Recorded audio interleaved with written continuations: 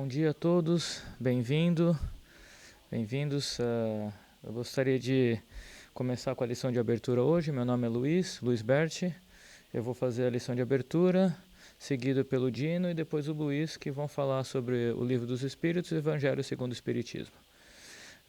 E o meu tempo aqui, graças a Deus para vocês, são só 15 minutinhos, então eu vou... Eu, por mim, falaria muito mais. Eu tenho tema aqui para falar por horas, mas, graças a Deus, tenho só 15 minutinhos que eu vou falar sobre um texto deste livro aqui, do Chico Xavier, psicografado pelo Espírito Emmanuel. Ele chama Caminho, Verdade e Vida. Ele é o primeiro livro da coleção Fonte Viva, escrito por Chico Xavier, através do Espírito Emmanuel. Essa coleção Fonte Viva ela interpreta textos evangélicos.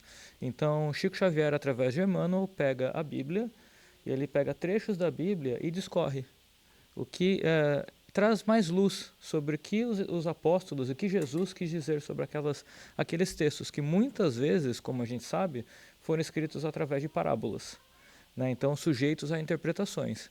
E aqui Chico Xavier, através de Emmanuel, faz a interpretação, nos traz a interpretação espírita do Evangelho. Tá? Então é um livro super bacana para quem quiser ter em casa. Tem audiolivro também no YouTube, para quem quiser, não tiver tempo de ler e preferir ouvir enquanto está no trânsito, às vezes enquanto está trabalhando. Super bacana porque ele é dividido em capítulos e cada capítulo fala de uma epístola do Evangelho. Ok? Então vamos lá. O capítulo que foi escolhido para nós hoje, né, eu digo, não foi eu que escolhi, foram nossos mentores espirituais que escolheram para a gente, é o capítulo 18, ele fala sobre a purificação íntima. O título do capítulo é Purificação Íntima. E neste capítulo, Emmanuel, através de Chico Xavier, fala sobre um trecho do Evangelho de Tiago, do capítulo 4, versículo 8, que diz o seguinte: Alimpai as mãos, pecadores, e, vós de duplo ânimo, purificai os corações. Então vou ler de novo. Alimpai as mãos, pecadores. Então, limpe suas mãos todos os pecadores. E vós de duplo ânimo, purificai os corações. Então olha que interessante, né? Muito simples, mas tem muito conteúdo por trás disso. E aqui eu vou ler o que o Emmanuel, através de Chico Xavier, disse sobre essa simples frase. Cada homem tem a vida exterior conhecida e analisada pelos que o rodeiam, e a vida íntima da qual somente ele próprio poderá fornecer o testemunho. Então cada um de nós tem a nossa vida exterior, que todo mundo, aquelas pessoas, nossos familiares, nossos amigos, nossos colegas de trabalho conhecem. Mas o que está dentro da gente, só tem, eu digo, duas pessoas que conhecem, nós mesmos e Deus. Então, né, o que está dentro da gente só a gente sabe, aqui na Terra. O mundo interior é a fonte de todos os princípios bons ou maus, e todas as expressões exteriores guardam aí os seus fundamentos. Em regra geral, todos somos portadores de graves deficiências íntimas, necessitadas de retificação. Como a gente sabe através do estudo do Espiritismo, estamos no mundo de provas e expiações. Então ninguém aqui é perfeito. Estamos no caminho da perfeição. Ainda talvez muito longe da perfeição. E aí no Evangelho, no Livro dos Espíritos, e eu vou falar sobre essa pergunta aqui, que é: qual o modelo que Deus nos deu de espírito perfeito? E a resposta é muito simples: Jesus. Então esse é o nosso destino, sermos perfeitos como Jesus. Estamos próximos de lá? Não. Temos muito a trabalhar. Mas o interessante é a gente reconhecer que cada dia a gente dá um passo para frente. É como uma maratona. Você não termina a maratona nos primeiros 10 passos, né? Você tem que andar toda a caminhada para chegar no final. E aí ele fala aqui, né, que interessante, mas o trabalho de purificar não é tão simples quanto parece. Será muito fácil ao homem confessar a aceitação de verdades religiosas, operar a adesão verbal a ideologias edificantes. Ó, que interessante. É fácil a gente... Nem isso talvez é fácil, né? Ele fala aqui que é fácil, mas é fácil a gente começar a ter uma consciência religiosa. Então ele fala, é fácil a gente começar a aceitar Jesus, começar a aceitar Deus, aceitar que existe um plano maior, que existe uma vida após a morte, né? Que isso aqui é uma fase transitória. Mas não é tão simples a gente executar isso, né? A gente praticar. Então aqui, esse texto, e lá voltando ao que Tiago nos disse, e Tiago, essa carta que ele escreveu, Tiago foi um dos principais apóstolos logo depois de Jesus. Essa carta, acredita-se que foi escrita por volta de 50 anos depois de Cristo, e ele estava falando sobre isso, sobre como a gente tem que sair. É uma carta que ele referenciou, ele direcionou para a igreja que estava sendo formada, a igreja católica, lá em 50 após Cristo, falando sobre, chamando a atenção sobre a importância de sair da palavra, do verbo, e ir para a ação. Né? Então essa era a principal mensagem dessa carta inteira de Tiago, né? Os 5 capítulos dela. E aí, ele fala, continua, né? O apóstolo Tiago entendia perfeitamente a gravidade do assunto e aconselhava os discípulos a limpassem as mãos, isto é, retificassem as atividades do plano exterior. Então ele está falando de novo, de a gente passar a agir, né? Como a gente limpa as nossas ações, como a gente purifica as nossas ações, como a gente melhora as nossas atitudes. Renovar as ações retificassem as atividades do plano exterior, renovassem suas ações ao olhar de todos, apelando para que se efetuasse igualmente a purificação do sentimento. Ele fala, não adianta só a gente fazer o que está por fora, mas também como a gente se sente, como nós somos por dentro. No recinto sagrado da consciência, ó, somos nós mesmos, é a reforma íntima. Apenas conhecido pelo aprendiz, ou seja, nós, na soledade, ou seja, quando estamos no silêncio, no nosso momento íntimo, indevassável de seus pensamentos. O companheiro valoroso do Cristo, contudo, então Tiago, contudo, não se esqueceu de afirmar que isso é trabalho para os de duplo ânimo, porque semelhante renovação jamais se fará tão somente a custas de palavras brilhantes. Olha que interessante essa mensagem de Tiago. Não adianta só a gente falar da boca para fora. É isso que ele está dizendo. Não é só falar palavras bonitas, estar aqui na frente falando coisas bonitas. Aí eu saio daqui, pego o meu carro na primeira esquina, alguém me fecha, eu saio xingando a mãe do dito cujo. Né? Então, e é tão simples quanto isso, gente. Eu estou fazendo aqui, lógico, uma anedota, mas são pequenos exemplos. É chegar em casa e você ter um filho, ter um pai, ter um primo, ter um tio, ter um parente em casa. Como é que você está tratando eles? Não é com respeito? É com carinho? É com amor? Então, essa mensagem que Tiago nos traz muito simples, mas muito poderosa. Da gente sair só da palavra, das palavras bonitas, e ir para as ações. Muito mais vale aquele que é uma pessoa calada e faz e pratica, e é um cristão, né, e pratica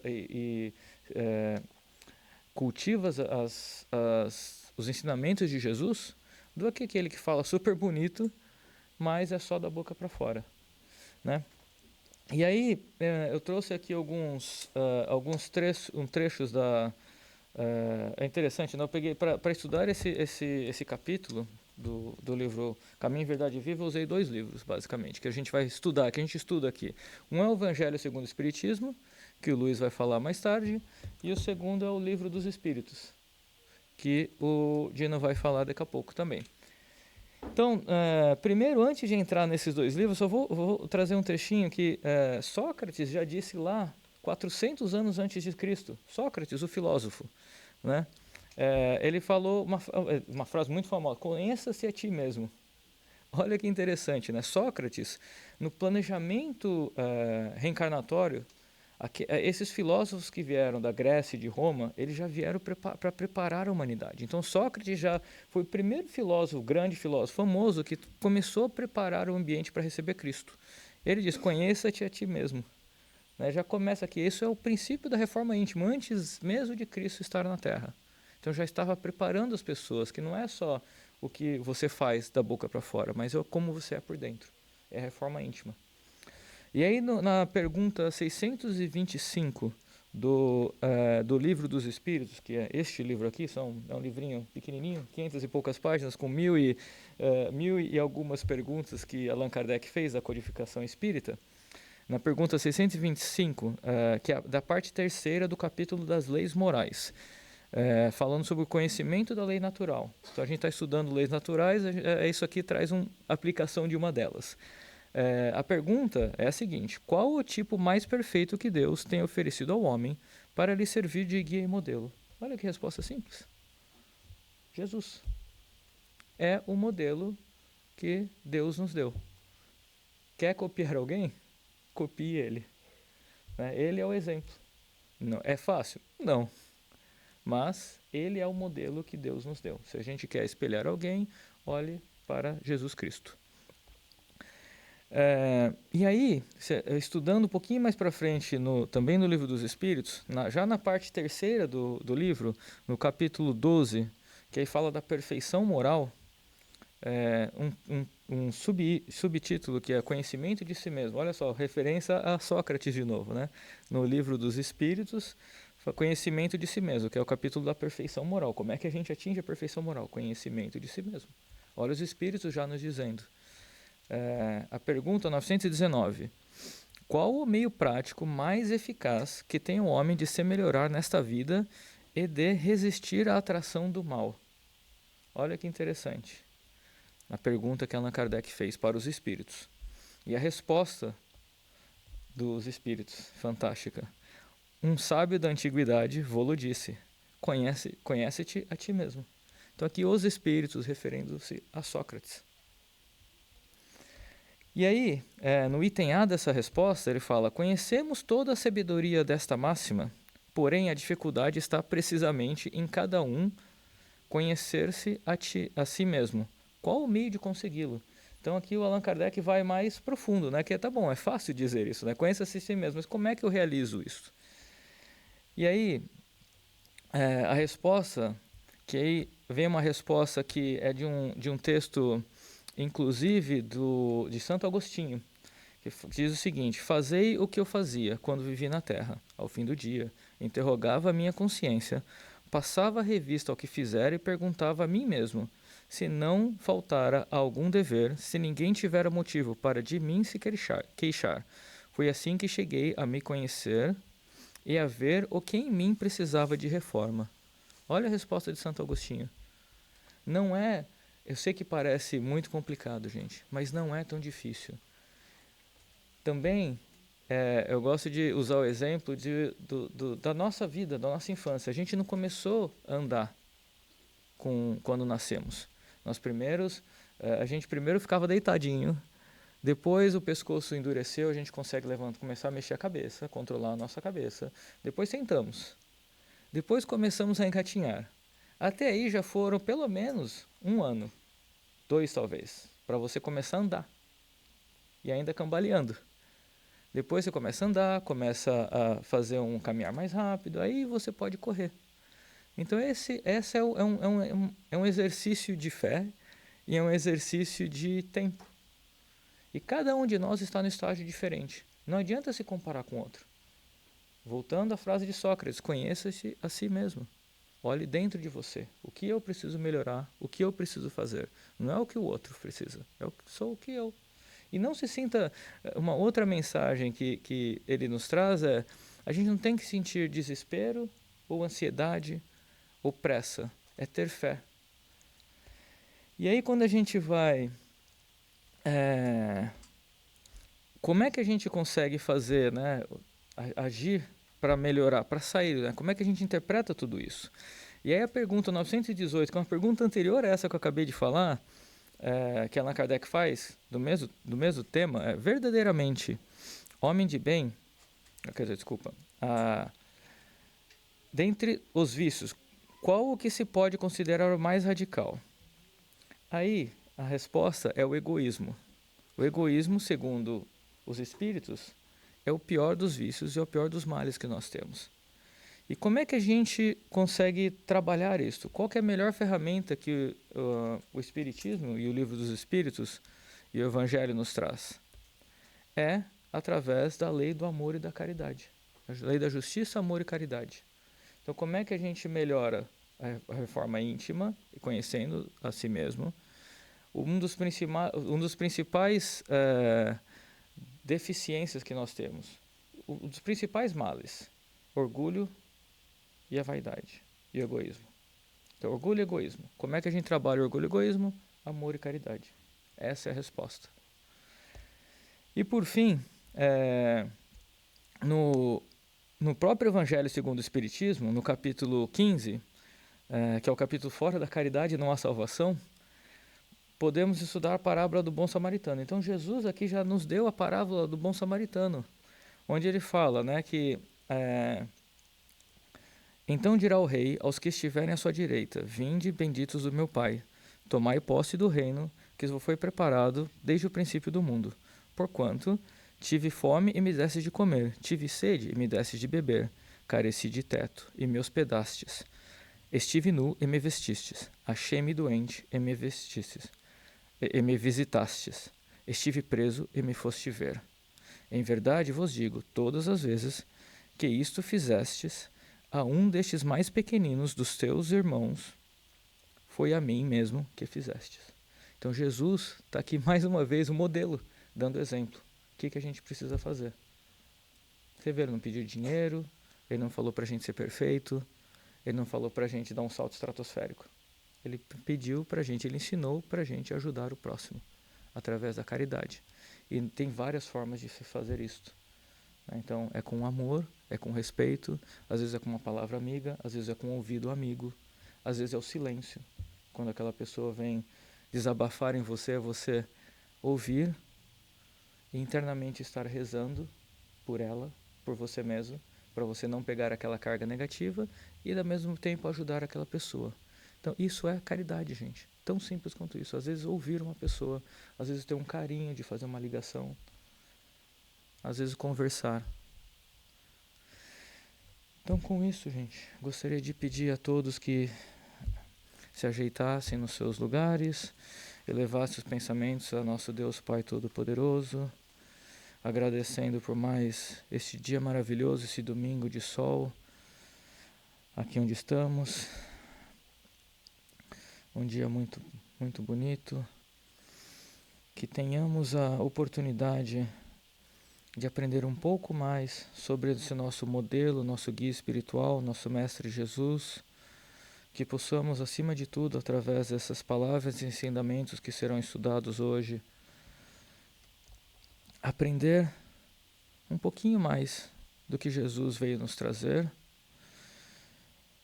e que, mais importante, possamos praticar isto no dia a dia, a fim de sermos a luz no caminho de todos aqueles que nos rodeiam. Que sejamos, dentro da medida do possível, o auxílio àquele que nos procura. Que sejamos o ombro amigo, que possamos dar, dentro da nossa insignificância, apoio àqueles que ainda estão no caminho de lutas e de provações, muitas vezes mais difíceis que as nossas. Que tenhamos a simplicidade e a caridade de podermos humildemente aceitar as dificuldades, as provações que estão nos nossos caminhos, que cada uma delas estão para nos ajudar, para nos ensinar algo. Que possamos ter sempre calma e tranquilidade, porque o tempo sempre é a resposta. Como Jesus nos ensinou,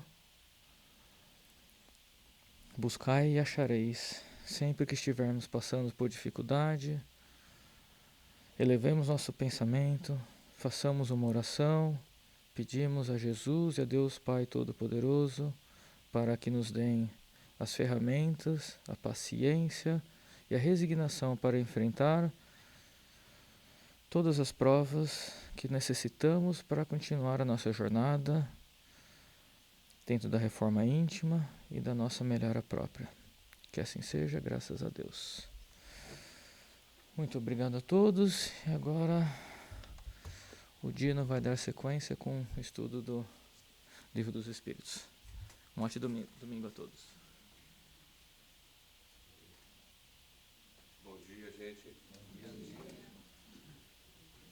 Perdoe a nossa aparência, estamos em expansão.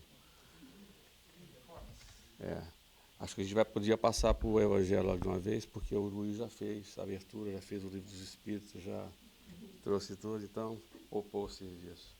Olha só que engraçado, eu cheguei aqui, eu sempre passo ali e pego um biscoitinho, né? Não sei se você sabe o que é um biscoitinho. Não é de comer não, é para o espírito, né? Alimento para a alma. É um papelzinho que a gente pega no livro, aí está escrito assim, ó.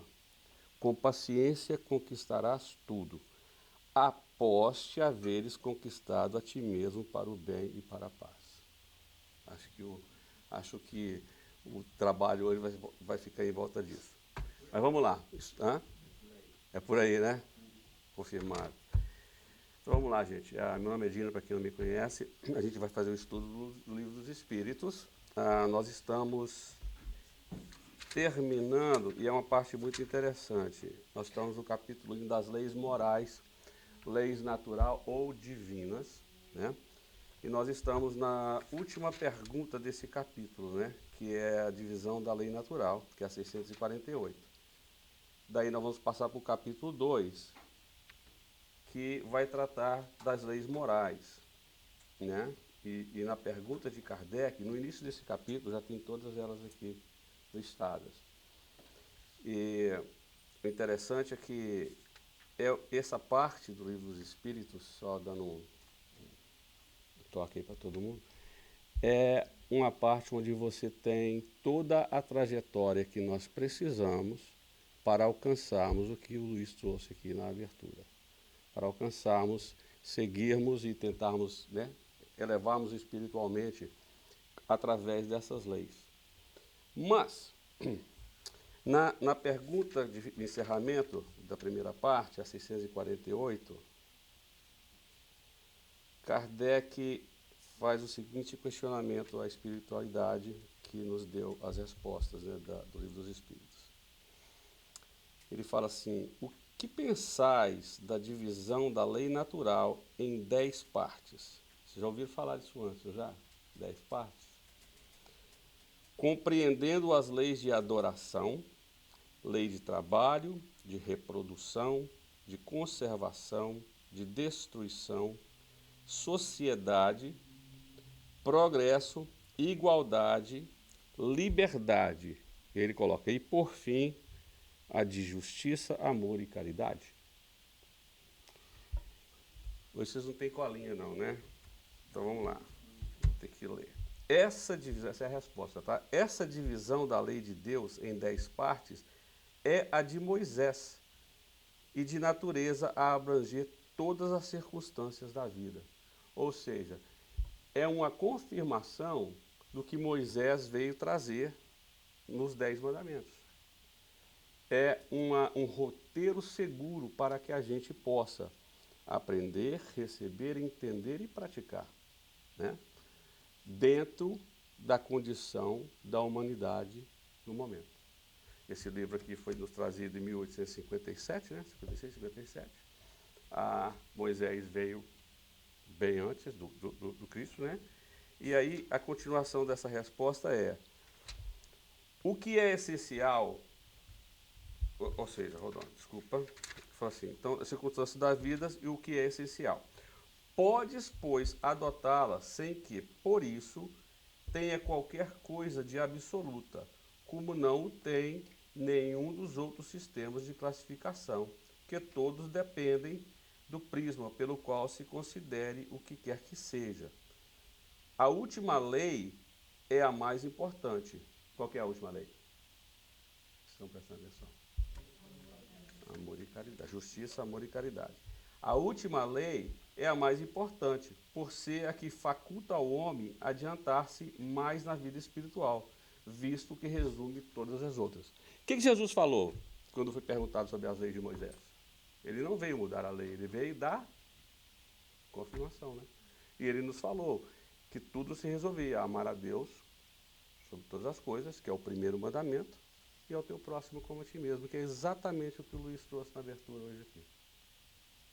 As outras leis todas, né, como foi falado aqui, de trabalho, de reprodução, de conservação, de destruição, está tudo aqui, a gente vai estudar tudo isso.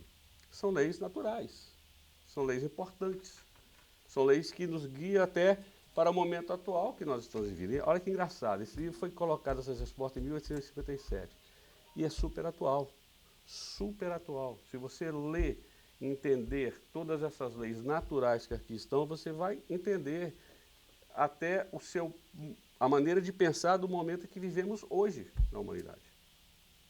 Mas tudo se resume a amar a Deus e ao teu próximo como a ti mesmo. Certo? A interpretação das outras leis, muitas vezes cada um tem a sua. O Luiz deu uma pincelada aqui a semana passada a respeito de interpretações, né? Tudo do homem tem que ter tudo certinho para a gente entender bem e seguir ao passo, né? Seguir certo. Mas é importante entender essa última, porque essa última cobre todas as multidões de pecado. Cobre tudo. Se você amar o teu próximo como a ti mesmo e a Deus sobre todas as coisas, isso aí fechou. Não tem mais. O mundo seria outro, completamente diferente. Imagina. Nós não precisaríamos de outras leis. Se você fizer ao teu próximo o que você gostaria que fizesse a você, não precisaríamos de mais nada. Certo? Então esse é o caminho. Esse é por isso que bate nisso. E voltou trazendo esse estudo das leis para que a gente possa, mais uma vez, relembrar, mais uma vez, trazer à tona e alimentar o nosso espírito, para que a gente possa começar essa reforma, né? Limpando todas as outras coisas, igual o Luiz falou semana passada como é que você falou do computador, de guardar os dados, né? Limpa esses dados, vamos trazer, porque tudo que está aqui nesse capítulo que nós vamos estudar daqui para frente, e é longo, tá, gente? A gente vai ficar aqui uns bons domingos aqui estudando isso. Tudo isso aqui, você sabe, eu sei, todo mundo sabe. Por quê? Por que nós sabemos de todas essas leis? Porque no livro dos Espíritos nos diz que onde estão escritas as leis divinas? Na consciência, ou seja, no Espírito.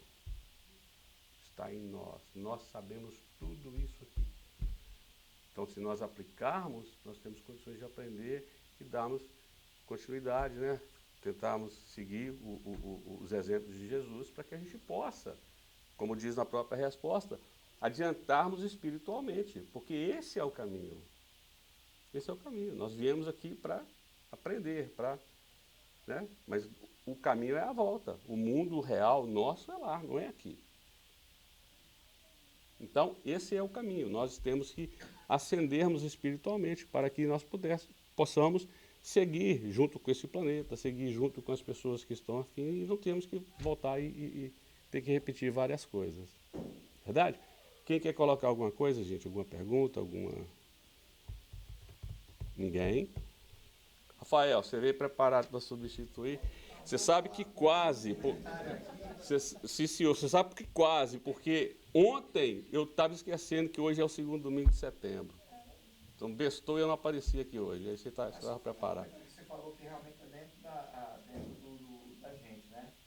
E lembrar que a consciência ela é diferente do pensamento para a gente. Uhum. Assim, o pensamento, o que eu estou pensando nesse momento, todos os espíritos que estão aqui, eles sabem do que eu estou pensando.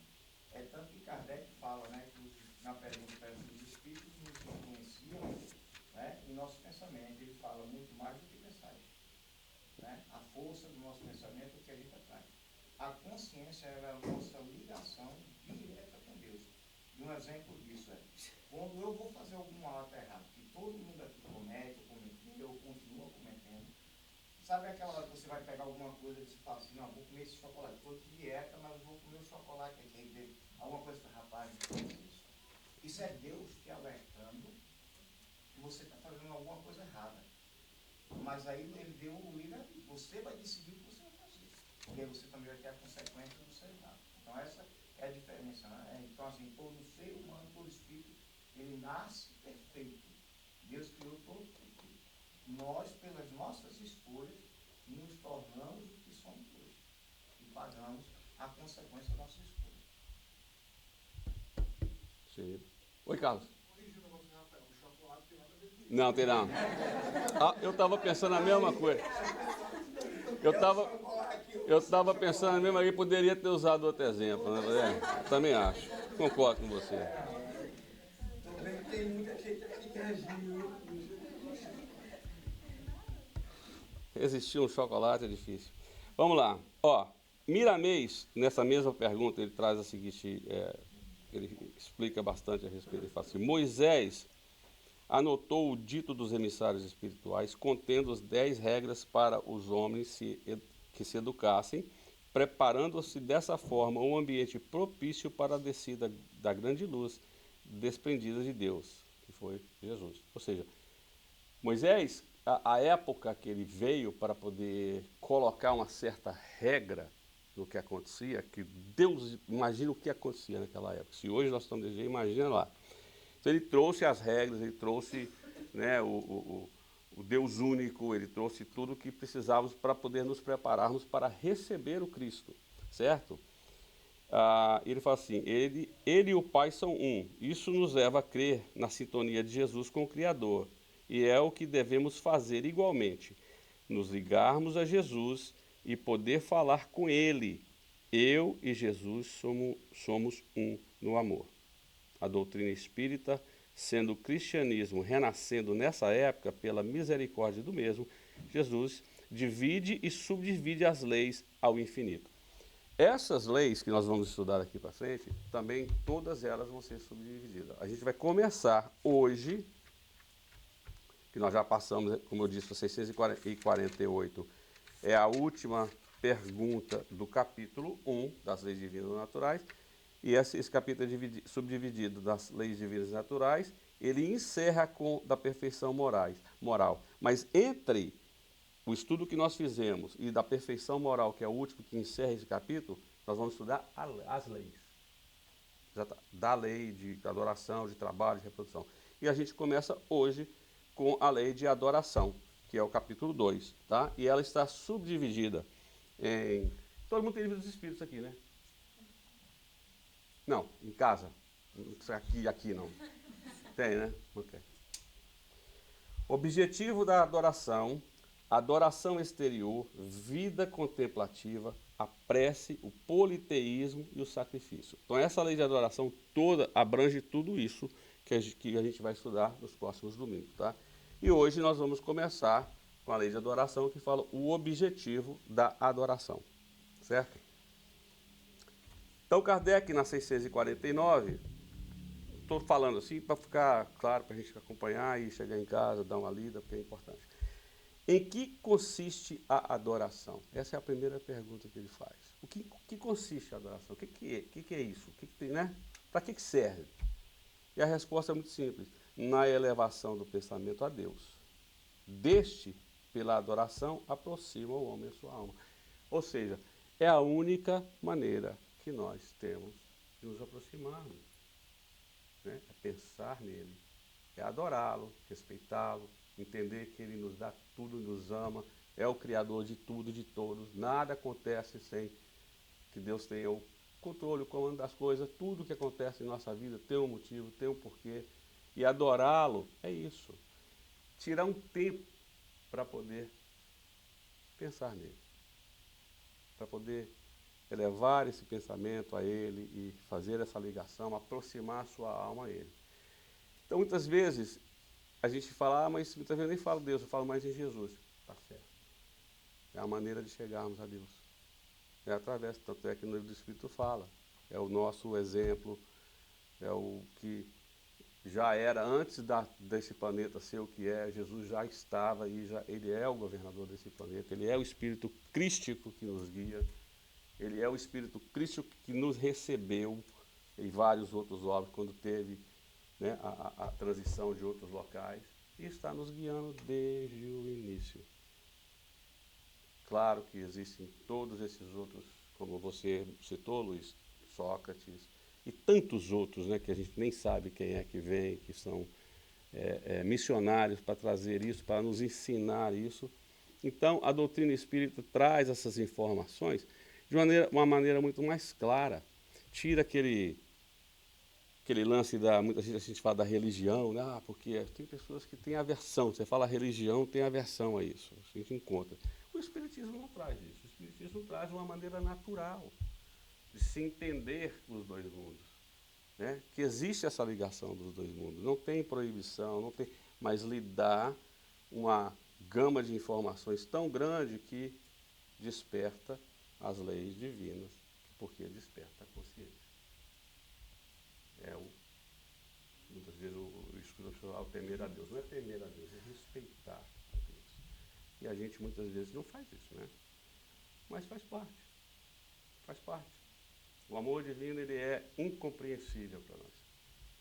Não tem como você mensurar o que e o porquê que acontece. Por que nos dá tantas oportunidades? Por que nos dá tantas, né, como a própria doutrina trouxe, né, a reencarnação? É um presente divino para nós. Porque se nós vivêssemos 100 anos, nós não sairíamos do lugar. Nós temos que ter essa continuação, nós temos que ter essas ligações que nós temos em nossa vida, que não é por acaso. Né? Nós temos que aprender a amar. Se você não ama, você volta junto. Escuta o que eu estou te falando. Pensa na tua vida hoje. Se você não ama, você volta junto. Semana passada o Luiz estava falando com a Diene, que eu estava vendo o vídeo de vocês. Lembra que você falou? Aí, falei nela, acabou de entrar. Escutou, não, eu te chamei agora no pensamento. Estava falando, não é verdade? Você vai aprender a me amar, você vai aprender a amar. E é verdade, se você não ama, você volta junto. Se você odeia, pior ainda. Porque aí vem junto mesmo, é filho, é pai, é marido, é esposa, entende? Porque você tem que aprender a amar. Isso é a lei. Amar a teu próximo como a ti mesmo. Então, gente, sei que muitas vezes, né, tem o sujeito que te mexe, né, mas tente compreendê-lo. Ele está encaminhado assim como nós mesmos. Não tem, sabe, talvez até por uma ignorância, talvez até por uma falta de oportunidade, talvez que lá dentro da pessoa ela seja realmente até diferente, mas talvez por uma falta de oportunidade de conhecimento, as coisas estão... Adorar a Deus é isso, é adorar ao próximo. É isso que Ele nos pede. Fácil é? Não é. Na pergunta anterior no livro, né, que foi estudado a semana passada, um pouco antes, que fala sobre o mérito, onde é que está? O mérito de fazer o bem? Olha a primeira frase da resposta. O mérito do bem está na dificuldade de praticá-lo. A Espiritualidade foi clara com a gente. É difícil praticar o bem. Não é fácil você, sabe, amar a todo mundo à sua volta. É impossível quase isso para a gente ainda. Pode repetir? Oi. O mérito? A pergunta, estou dando um exemplo aqui, porque a pergunta é o seguinte: estará subordinado a determinadas condições o mérito do bem que se pratique? Né? Aí a resposta, a primeira frase da resposta ela é mais longa, tá? Mas a primeira é: o mérito do bem está na dificuldade em praticá-lo. E essa dificuldade é que nós temos que vencer. Muitas vezes é difícil, mas você tem que vencer essa dificuldade de praticar o bem. O óbolo da viúva, né? Deus, os exemplos que o Cristo nos dá é muito claro, né? Muitas vezes é muito mais difícil e a gente falha sim, todo mundo falha. Oi? Existe uma nota de Kardec, no qual, antes desse capítulo que ele fala das leis divinas, ele vem comentar que a mesma pleia de espíritos que trouxe a mensagem que está escrita em Êxodo 31, 18 e de 32 a 15, que é justamente falando sobre os 10 mandamentos, foi a mesma pleia de espíritos que trouxe depois, na época de Kardec, uma versão, não seria nova, mas uma versão, na língua de hoje, reeditada. Foram os mesmos que trouxeram para adaptar, atualizar. Sim. Sim, se você pega os 10 mandamentos de Kardec e você olha lá, ele subdivide tudo aquilo, né? Mas ele subdivide de uma maneira que é moldada à situação de momento. Então, se nós somos hoje o que somos, imaginemos o que éramos. Nós éramos brutos e precisávamos daquelas, não pode, você não faz, você não sabe. A doutrina, como o Carlos mesmo disse, e é verdade, ela trouxe tudo isso de uma maneira diferente, já depois de que Jesus veio, deu aquela abertura toda e mostrou coisas diferentes, aí ele veio para poder explicar, porque é o que esse capítulo, por isso que eu estou falando, se todo mundo tem livro de explicar, porque esse capítulo das leis é isso, leia as perguntas e respostas. É até bom, porque aí chega no domingo, a gente conversa mais, as pessoas perguntam mais, porque você vai lendo as perguntas e respostas e você vai começando a entender um pouco melhor. E é exatamente isso. Há um momento. Aí quando você fala, mas isso foi 1800, nós já estamos em 2020 e tanto já. Super atual. Super atual isso aqui pra gente. Porque se não fosse, o que tinha acontecido, gente? Se não fosse, teríamos recebido outras coisas, como já recebemos, complementações, né? Chico mesmo trouxe quantos mil livros? 4.000 e tantos livros? Quantos, Luiz? 400? Eu falei 4.000? Pô, joguei ele em cima agora pro Chico. Coitado, vai ter que voltar. Inflacionei demais. Ou seja, mas é livro que não acaba mais. O projeto E era 50 e poucos livros. não quer. Então, recebemos juros aí, ó, e correção muito grande. Mas é muita informação na obra de Chico. Muita informação na obra do Divaldo e tantos outros. Né? É muita informação na obra das pessoas. É só se você prestar um pouco de atenção às pessoas do teu lado. Tanta informação que a gente recebe, verdade? Então, assim, é isso que acontece. A gente vai levando. E o Livro dos Espíritos é atual, super atual para a gente. Tá? Deixa eu ler o que o Miramês falou aqui nessa coisa, porque na filosofia espírita ele fala o seguinte: essa palavra, adoração, nos traz uma vibração que nos parece uma modalidade de adorar a Deus de forma primitiva, como se fosse paralisar-nos diante de tanto serviço que nos chama a respeitar o Criador através do trabalho. No entanto, não é assim. Existem muitas formas de adorar a Deus, de acordo com a evolução das criaturas. O sábio adora a Deus pelas suas realizações. Jesus adorava o Pai fazendo a sua vontade, operando sempre em favor da harmonia universal.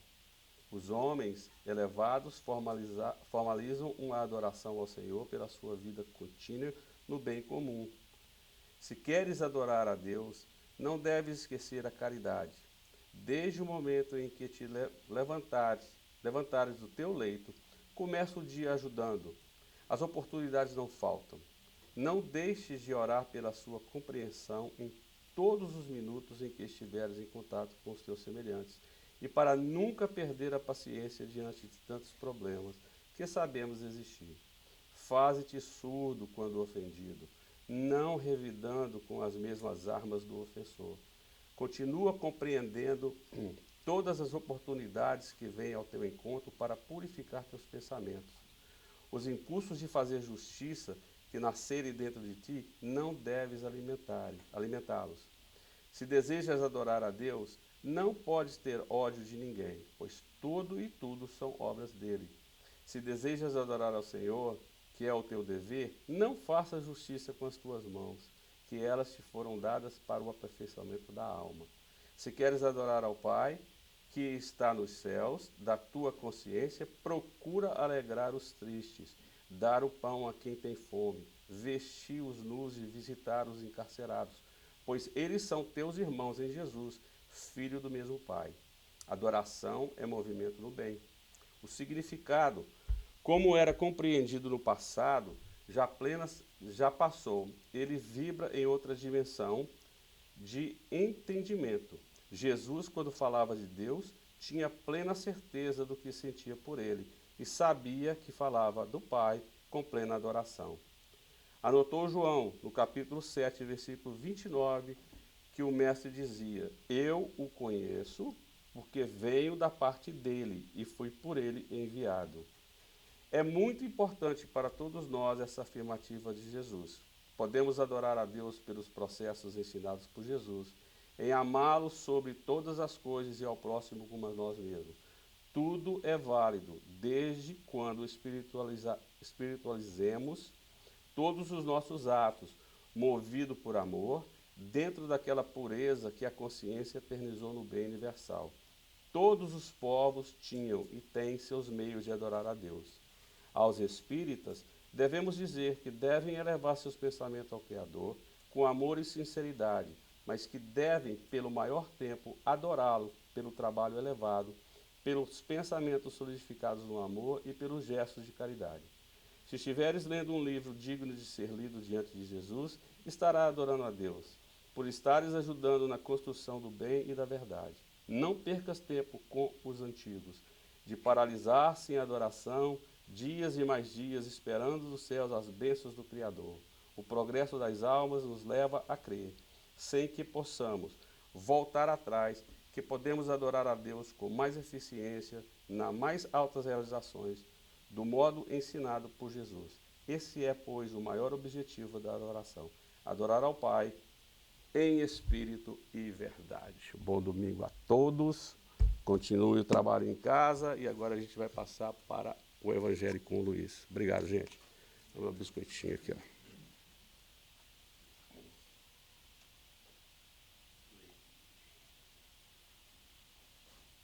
Bom dia.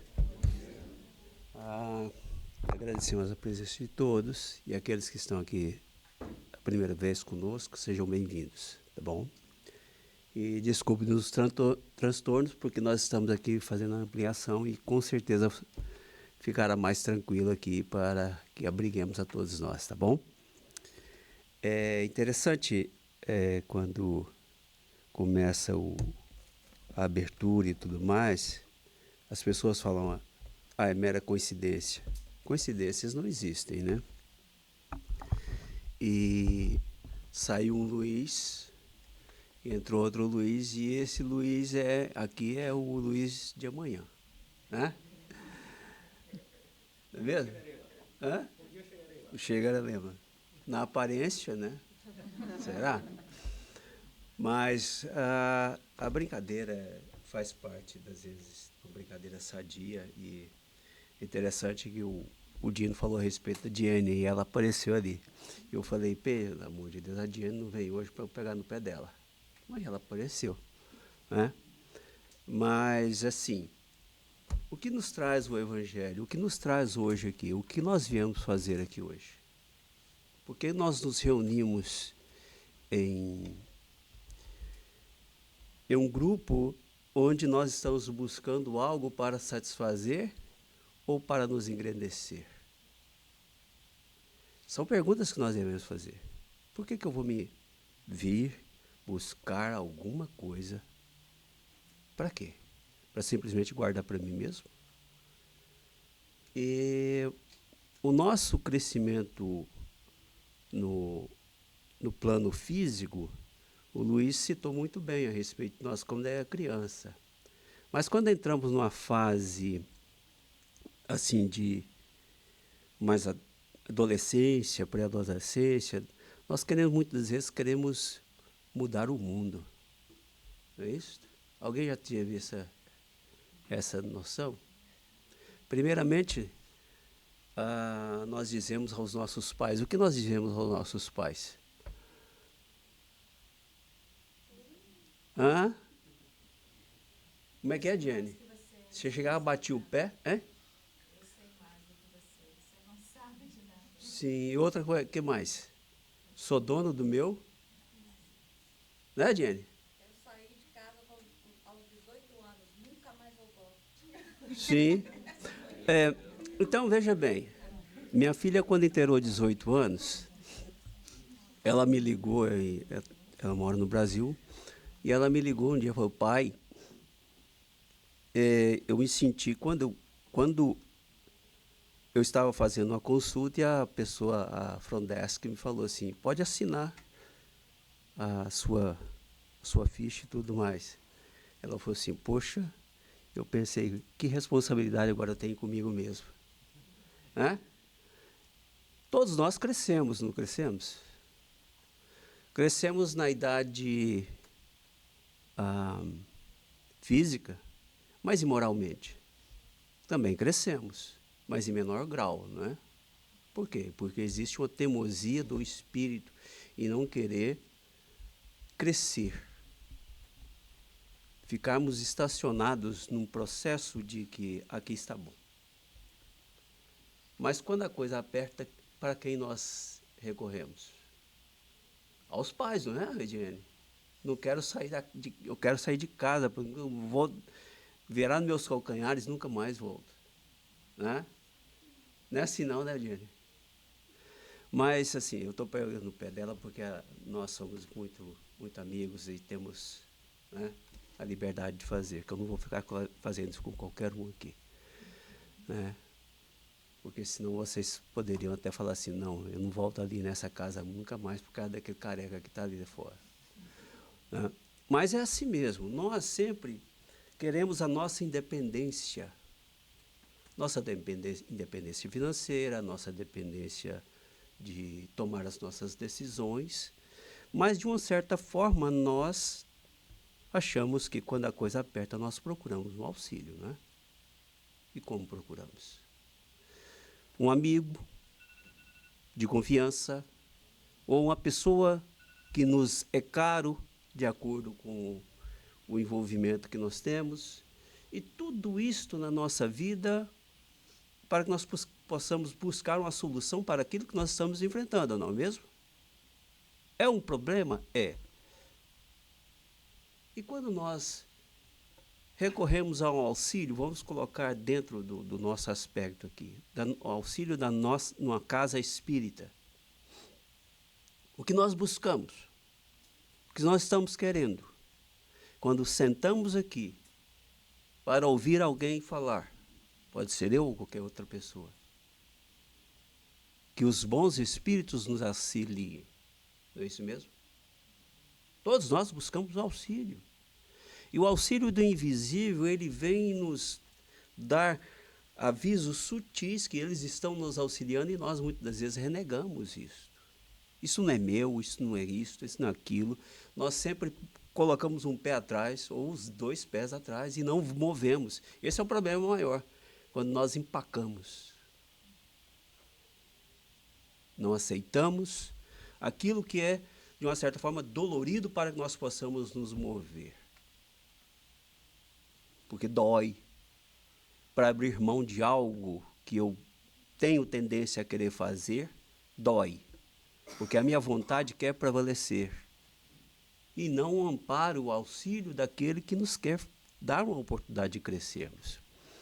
Então, antes de passarmos por a mensagem que está no livro Caminho, Verdade e Vida, é a mensagem número bem fácil de guardar, é número 100, tá bom? Ninguém vai ficar preso aí por causa do número. Que mensagem é aquela que ele falou? Número 100. É só lembrar de uma nota de $100. Todo mundo gosta, né? E quem é que está na nota de $100 na estampa? Opa! Ah, há muito tempo, né, Dino? Benjamin Franklin. Ele tem muita nota de $100. Né? Tá vendo? Um auxílio na nota de $100 é bem substancioso, né? Mas então vamos falar do capítulo 25, que se intitula Buscai e Achareis. Coincidência ou não, ninguém de nós combinamos nada. Ajuda-te a ti mesmo que o céu te ajudará. Kardec coloca esse texto, esse título, né? Ajuda-te a ti mesmo que o céu te ajudará. Esta afirmativa vem sempre nos mostrando que, primeiramente, eu tenho que entrar em ação, mover a mim mesmo para que o auxílio do plano espiritual se efetue. É ou não é verdade? E ele tira do texto de Mateus 7, capítulo 7, de 7 a 11, esse seguinte trecho. Pedi e se vos dará, buscai e achareis, batei à porta e se vos abrirá. Porquanto quem pede recebe, e quem procura acha, e aquele que bate à porta abrir-se-á. Qual homem dentre vós que dá uma pedra ao filho que pede pão? Ou se pedir um peixe, lhe dá uma serpente? Ora, se sendo maus como sois, sabeis dar boas coisas aos vossos filhos, não é lógico que, com mais forte razão, vosso Pai que estás nos céus, dê os bens verdadeiros aos que lhes pedirem? Eu estava conversando com a Rejane, né, Rejane? Que o Evangelho de João, Pedro, Marcos, todos eles, nos dão uma amplitude de conhecimento que nós não imaginamos. E muitas das vezes nós não entendemos. Mas quando o Evangelho segundo o Espiritismo foi nos trazido, através de Allan Kardec, ele abriu um véu tão grande de muitas das vezes, de uma amplitude que nós não tínhamos. Então, quando nós nos deparamos com o Evangelho segundo o Espiritismo, ele vai tirando a essência moral e vai retirando aquelas coisas que são crostras, que nós mesmos colocamos, e as coisas morais prevalecem. E quando elas prevalecem, nós temos uma visão mais ampla, porque nós vamos saber filtrar dentro da própria Bíblia, seja ela católica, protestante ou qualquer coisa mais, que eu carrego essa aqui praticamente comigo, e fala, poxa vida, agora eu tenho condições de interpretar literalmente no aspecto moral o que está trazendo o Evangelho. Né? Então essas afirmativas já estão para nós há muito tempo atrás. E como ele fala, do ponto de vista terreno, a máxima, buscai e achareis, é semelhante a esta outra. Ajuda-te a ti mesmo, que o céu te ajudará. É o princípio da lei do trabalho, como o Dino estava nos colocando. E, por conseguinte, da lei do progresso. Porquanto o progresso é filho do trabalho, visto que este põe em ação as forças da inteligência. Nesse início de capítulo tem várias coisas que falam a respeito dos aspectos do progresso humano, literalmente dentro do ponto de vista material. Mas eu vou partir do ponto de vista moral, que está no item 5. É o que nos interessa hoje. Do ponto de vista moral, essas palavras de Jesus significam: pedi a luz que vos clareie o caminho, e ela vos será dada. Pedi forças para resistirdes ao mal e as tereis. Pedi a assistência dos bons espíritos e eles virão amparar-vos, acompanhar-vos como o anjo de Tobias. Depois eu vou falar um pouquinho do anjo de Tobias. Vos guiarão. Pedi bons conselhos e eles vos serão jamais recusados. Batei à nossa porta e ela se vos abrirá, mas pedi sinceramente, sem rodeios, com fé, confiança e fervor. Apresentai-vos com humildade e não com arrogância. Eu exijo, muitas vezes, eu já vi pessoas falando, eu exijo de Deus que Ele me... Sim, já vi pessoas falando, eu orei e exigi que Deus fizesse. E não com arrogância, sem o que sereis abandonados às próprias forças, e as quedas que derdes serão castigo do vosso orgulho. Tal o sentido das palavras, buscai e achareis, batei e abrir-se-vos-á. O livro de Tobias, que fala a respeito, ele fala muito que Tobias era um jovem que tinha, pelo que consta, está em Tobias 12, 15, 11, 15, 11, e no livro de Tobias, que é um livro que foi retirado dos evangelhos, mas ele é muito emblemático, porque esse anjo de Tobias tem um nome, e ele está nessa casa hoje, que é o Rafael. Né, Rafael? Vamos ser suspeitos, não. Mas, assim, esse anjo, Rafael, porque Tobias era um jovem muito prestativo, e o pai ficou cego. E ele sempre foi buscar um auxílio ao pai. E no caminho, determinado um caminho que ele estava, esse anjo apareceu a ele. Quer dizer, um espírito materializou-se. E com ele continuou. Por que eu vou colocar porque ele materializou-se? Eu vou ver se eu acho aqui novamente aqui. Porque eu tinha pego. Vocês vão ver que ele foi visto também. Desculpe.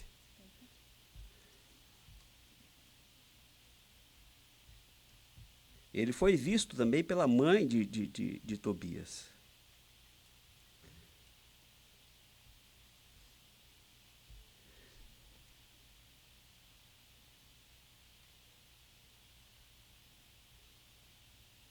Ele foi visto pela mãe de Tobias. Veja só. Está em Tobias 11, tá bom? Quando estavam a chegar a Cazerim, uma cidade que fica perto de Nínive, Rafael disse a Tobias, que é o anjo: lembras-te de como estava a saúde do teu pai quando saímos de casa? Vamos deixar que a tua esposa vá mais devagar e vamos nós dois à frente, para arrumarmos a casa antes que os outros cheguem. E não te esqueças de levar o fel do peixe. Então os dois foram à frente e o cão foi atrás deles. Ana estava sentada, que era a mãe de Tobias, como de costume, a olhar para a estrada à espera do filho.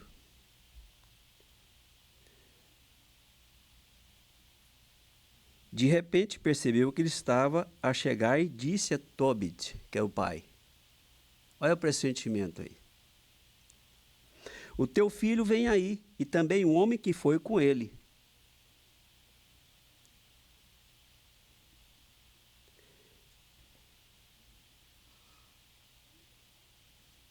Antes de chegarem perto de Tobit, Rafael disse a Tobias: tenho toda a certeza de que o teu pai vai poder ver de novo. Tobit era um homem caridoso. Por merecimento ele teve essa ação. Certo? Ajuda-te, que o céu te ajudará. Está implícito aí um fator caridade por esse homem justo, que nesse momento está sendo auxiliado pelo filho e pelo anjo de Tobias.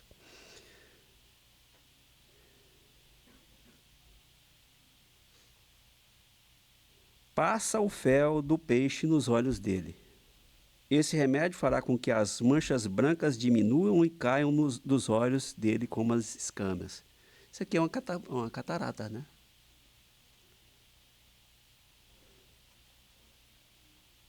Assim ele poderá ver a luz de novo. Ana saiu a correr, abraçou o filho e disse: até que enfim que te vejo de novo, meu filho. Agora já posso morrer. E começou a chorar. Tobit levantou-se e, tropeçando, saiu pelo portão do pátio. Tobias, com o fel do peixe na mão, chegou perto do pai, segurou-o pelo braço, soprou-lhe nos olhos e disse: tem coragem, pai. Em seguida, derramou-lhe o fel nos olhos. Depois, começando pelos cantos, tirou com as duas mãos as manchas dos olhos do pai. Ao ver o filho, Tobit abraçou-o a chorar e disse: até que enfim estou a ver-te, meu filho, que tu és a luz dos meus olhos. Isso está no Velho Testamento. Hoje, o que nós podemos ver de explicações a respeito desse aspecto? Que nós nunca estamos desamparados. O auxílio do invisível para com todos nós, ele é sempre constante, porque está ali.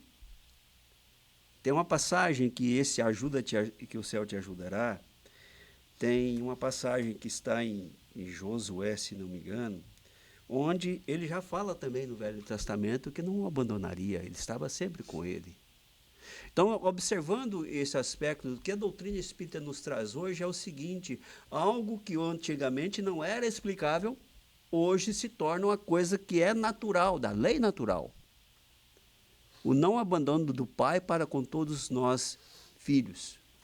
Através de um outro, ajuda-te que o céu te ajudará. A ação dos bons espíritos para com nossa vida, com o nosso dia a dia, é tão grande, como o Rafael colocou ali, que, na verdade, são eles que nos dirigem.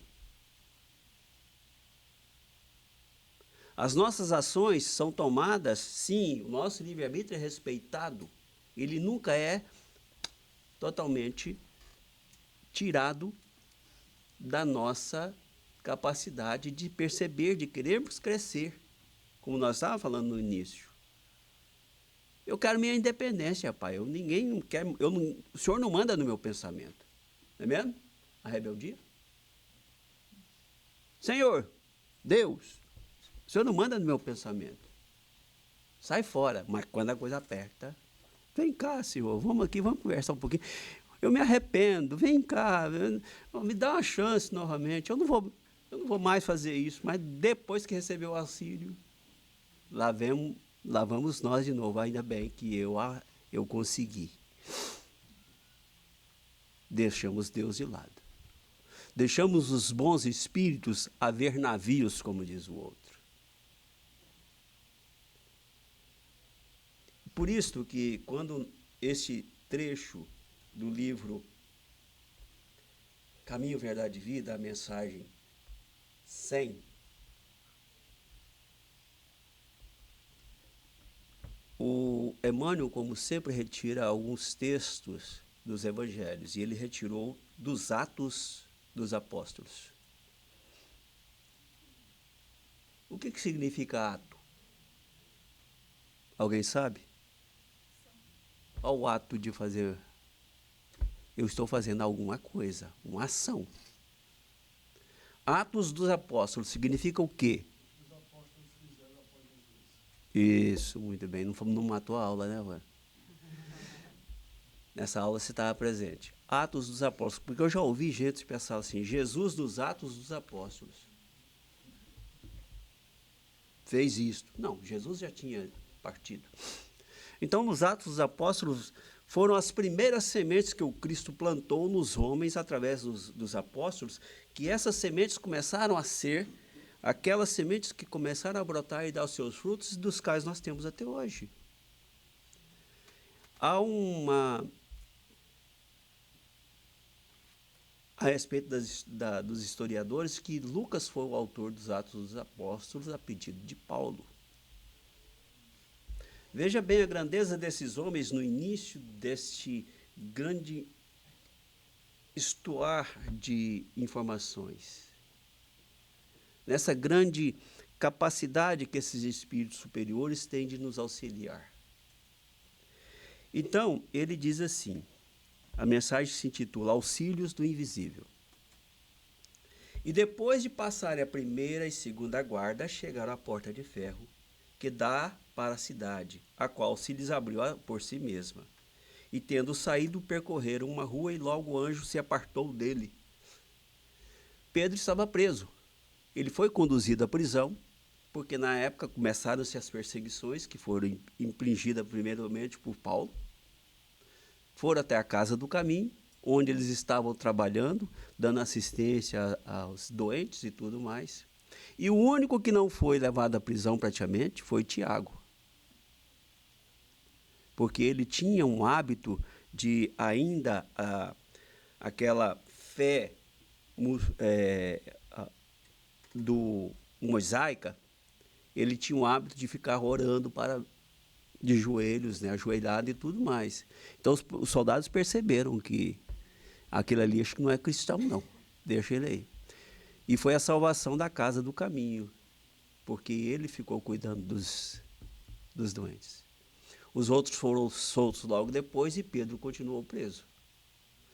E veja bem que nesse momento, esse espírito que estava o auxiliando, por um processo que nós conhecemos como de efeitos físicos, fez com que as portas se abrissem.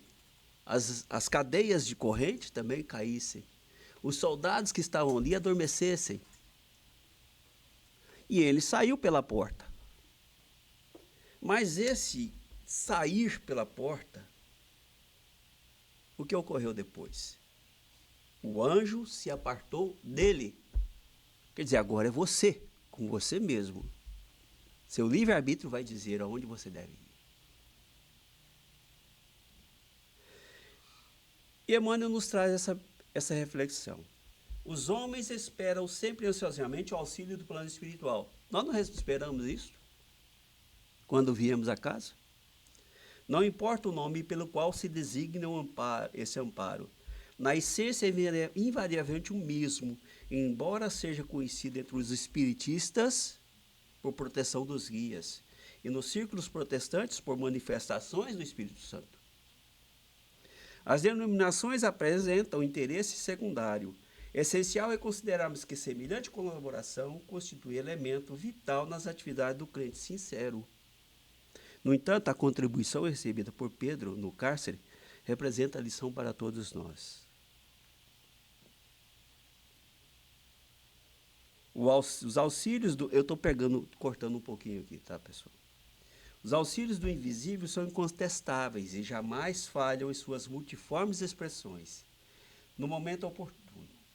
Mas é imprescindível não se vicie o crente com essa espécie de cooperação, aprendendo a caminhar sozinho, usando a independência e a vontade no que é justo e útil, convicto de que se encontra no mundo para aprender, não lhes sendo permitido reclamar dos instrutores a solução de problemas necessários à sua condição de aluno. Todos nós que viemos à casa espírita ou num outro templo religioso, buscando auxílio, esse auxílio vem. Esse auxílio está presente quando nós adentramos esta casa espírita. Existe um livro chamado Na Seara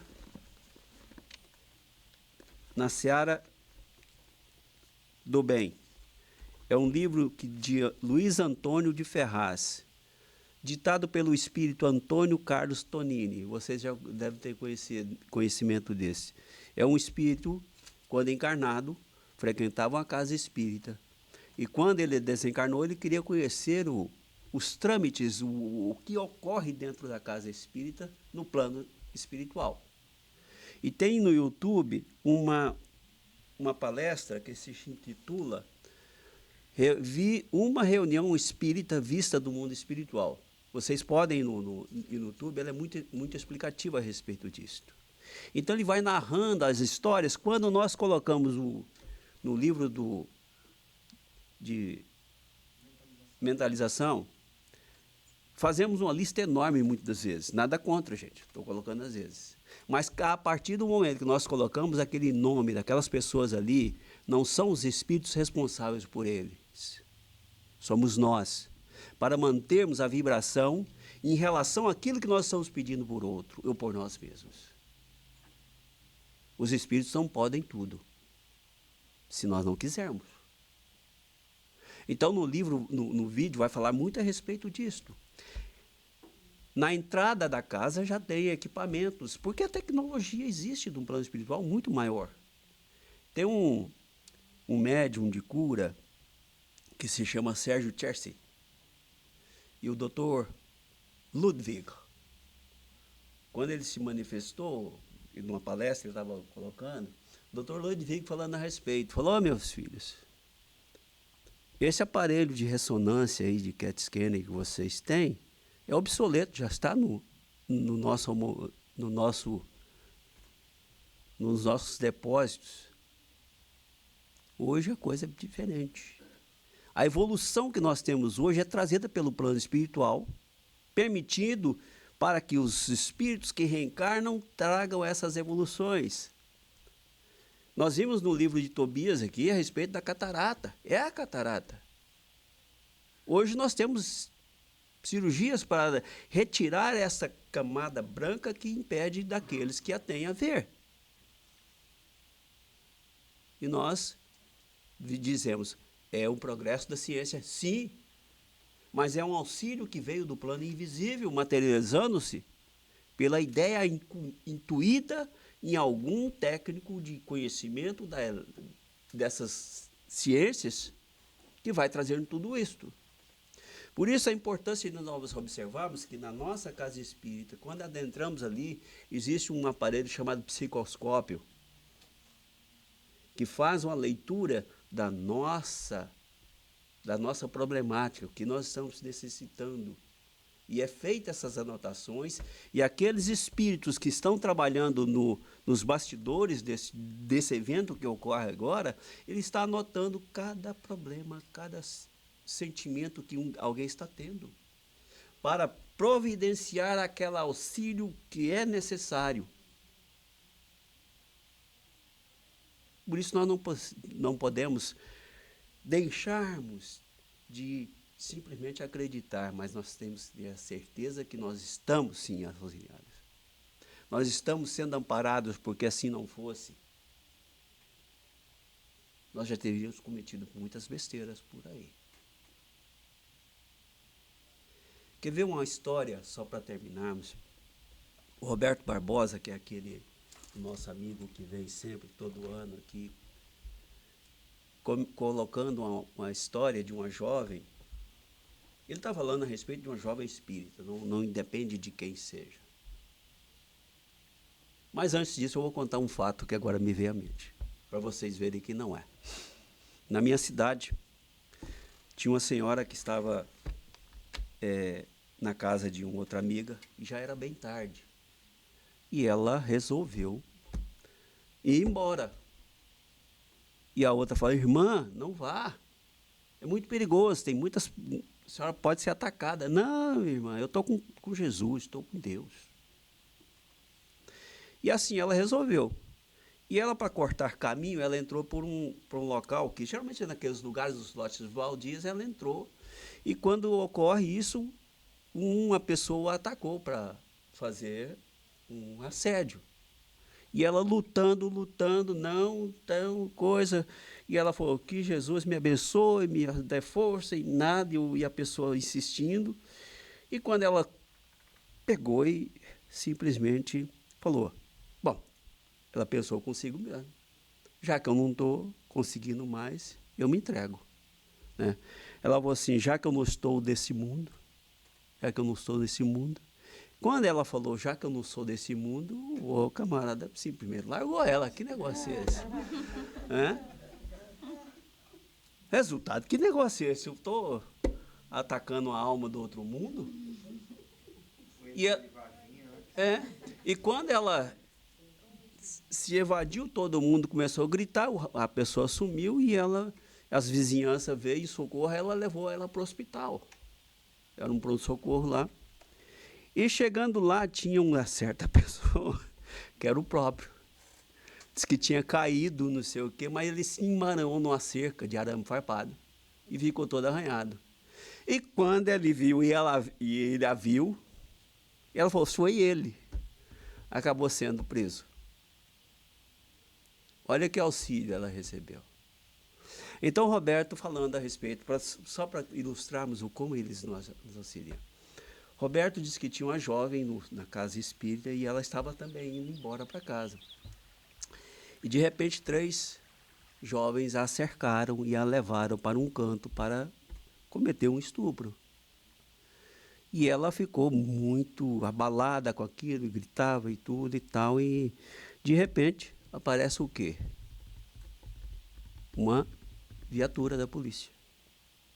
E prenderam os jovens.